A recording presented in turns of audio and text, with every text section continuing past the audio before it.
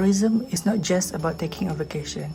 It includes travel for leisure, business, or even a personal reason, and it covers a wide range of services from transportation and accommodation to food and entertainment.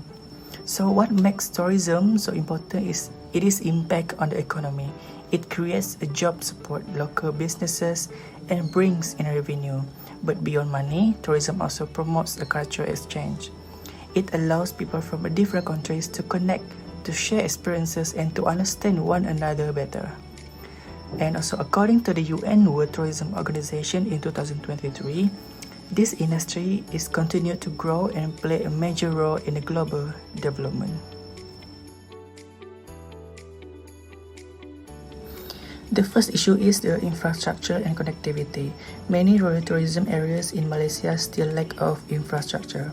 Roads are in a poor condition, and also there is a shortage of rest area, fuel station, and also clear signage and sanitation facilities.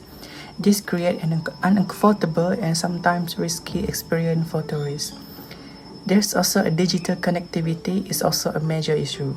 Many rural areas have a little or no internet, making it hard for tourists to navigate or stay connected.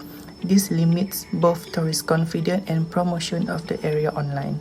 In addition, many rural destinations are located in mountainous and forested areas, which require special infrastructure and that is expensive and difficult to build. Because of these problems, rural tourism in Malaysia faces some implications such as limited growth.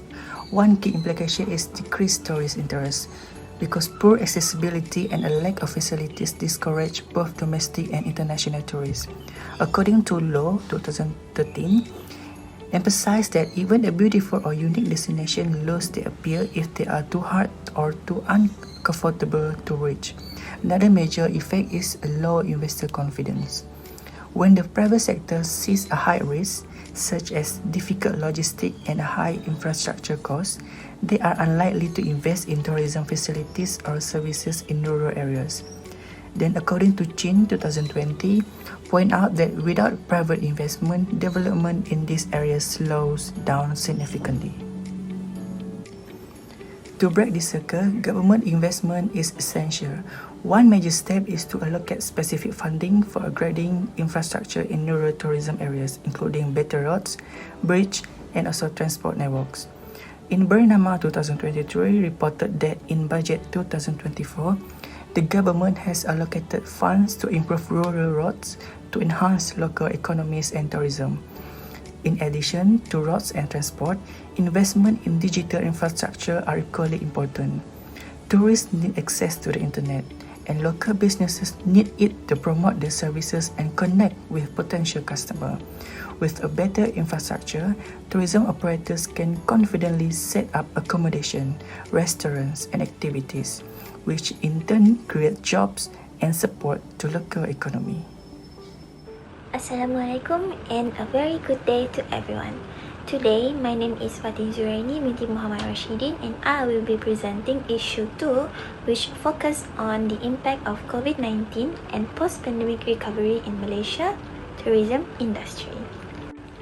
So, the issue is challenges in rebuilding post-COVID-19. So, during the COVID-19 pandemic, Malaysia tourism sector suffered a historic decline.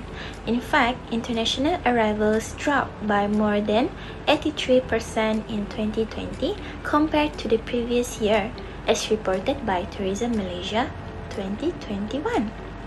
So, the massive drop caused huge financial losses for many hotels, tour operators, and airlines. Some businesses were forced to shut down permanently. The crisis also exposed weaknesses in the industry, such as its over-dependence on international tourists and its lack of diversification. So, the economic impact was severe. According to the World Travel and Tourism Council, WTTC, tourism's contribution to Malaysia's GDP fell sharply from RM 240 billion in 2019 to RM 86.14 billion in 2020, marking a 64.1% decrease.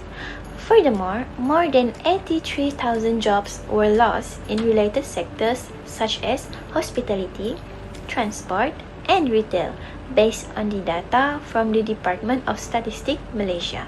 So, to support recovery, the Malaysian government introduced various stimulus packages under Budget 2022.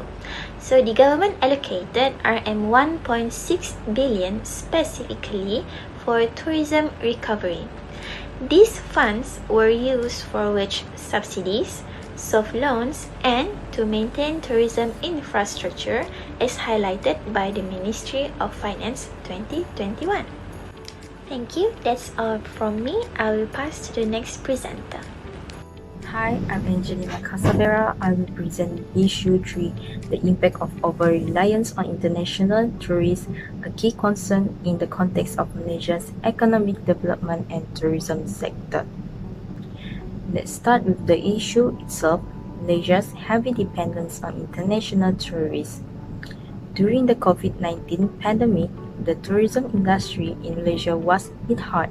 Tourist arrivals dropped by a massive 80%, leading to the closure of nearly 600 hotels nationwide, where we see that many tourism workers lost jobs or faced unstable seasonal income, contributing to structural unemployment.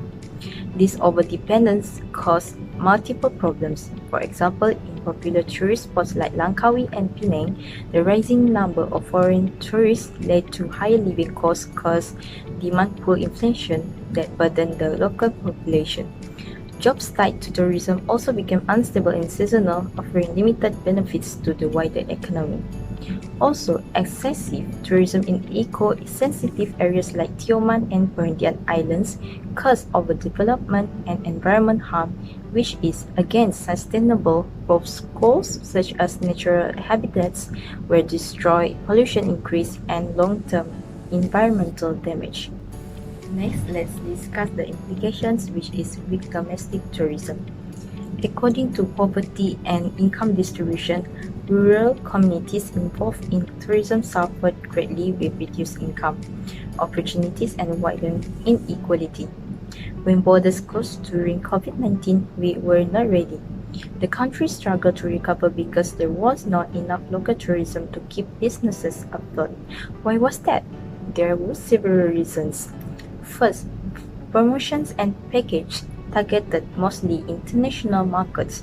Second, infrastructure in many rural or lesser-known destinations was poor. Roads, public transport, and digital access were lacking. Lastly, many Malaysians did not feel encouraged or excited to explore their own country due to the limited local campaigns or incentives. So when we rely only on international tourists, we increase vulnerability. A balanced economy needs strong domestic participation to reduce shocks and support sustainable development. Finally, how can we address this issue? The key lies in promoting domestic tourism. There are several strategies we can take. First, we need better infrastructure, improving internet access and transportation, especially in rural areas, can open up hidden gems to local tourists. Second, we should develop community-based tourism. This means helping small local businesses promote the authentic experiences, homestays, food tours, cultural festivals that attract Malaysians themselves. Third, we can use digital tools and platforms to promote domestic travel. Apps, websites, and social media campaigns can highlight local destinations and make booking easier. Fourth, offering travel incentives like discounts or vouchers, especially for students, families, and the elderly, can help encourage more Malaysians to explore the country. Lastly, encourage youth engagement and digital campaigns. Young people are adventurous and love to share experiences online. By involving them in promotion or organizing youth-friendly events, we can turn domestic travel into a lifestyle trend. By doing all this, we don't just recover from past losses. We build a stronger year-round tourism industry that is not overly dependent on international visitors. Hello, my name is Priscilla Anthony, so I'm going to present issue number 4. The tourism industry is going through a major digital transformation. Today, most travelers prefer online platforms like Booking.com and Airbnb because they offer convenience, a wide range of options, price comparison, and instant booking. This shift has forced tourism companies to rethink how they operate and serve customers. And however, many traditional businesses, especially small hotels and travel agencies, are struggling to keep up. They still rely on outdated systems and manual processes, often due to limited investment or poor internet access. As a result, they can provide a fast, seamless experience that modern travelers expect. This has created a growing digital gap in the industry. Tourists are more likely to choose services that are quick, user-friendly, and reliable, making it harder for less digital-savvy businesses to compete. Smaller operators are especially at risk of being left behind. So the tourism sector must embrace digital tools and platforms to stay competitive. Those who adapt quickly will survive and grow, while those who don't risk being left out of the global travel market. Challenges for traditional tourism business. Online travel platforms like Airbnb and Booking.com have made it easier for travelers to find a wide range of options, book instantly, and feel secure with payment and reviews. While this benefits travelers, it creates serious challenges for traditional tourism businesses, such as local hotel, travel agents, and tour operators, who often struggle to compete due to limited digital presence and resources. Without proper online platform, many small businesses remain invisible to potential customers, causing them to lose income and market share. This can lead to closures, reducing the diversity of tourism experience and harming the communities that rely on this business for jobs and economic development. These local providers often offer authentic cultural experience that big platforms cannot replicate. If they disappear, tourism may become overly commercialized, losing its personal and cultural touch. To survive, these traditional businesses must adopt digital strategies and tools. Support for governments and tourism agencies is crucial to help them transition, so we can preserve local culture, jobs, and the richness of global travels. For the suggestion, to keep up with the rapid changes in the tourism industry, traditional business must embrace digital technology. One key solution is the Internet of Things, which allows hotels to automate booking, check-ins, lighting, temperature, and security. These smart upgrades not only improve efficiency but also enhance the guest experience. Marketing also needs to move online. Traditional operators should create their own website or partner with travel platforms to boost visibility. Promoting service through social media and encouraging customer review can help build trust and attract more bookings. However, digital transformation is not just about technology. It also requires training and support. Many small businesses lack the skill or resources to use digital tools effectively. That's why governments and tourism agencies should offer training, improve internet access, and provide technical support to help them compete with major platforms like Airbnb and Booking.com. Last but not least, adopting digital tools is essential for survival. With the right innovation and support, traditional tourism providers can grow, offer better service, and preserve the local and cultural experience that make them unique.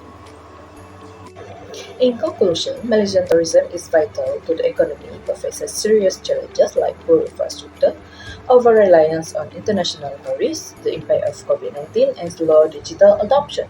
The government efforts such as financial aid, infrastructure upgrade, and domestic tourism campaigns are important steps forward recovery. Moving forward, building a more resilient, inclusive, and teach-ready tourism industry is key to ensuring a long-term success. Thank you.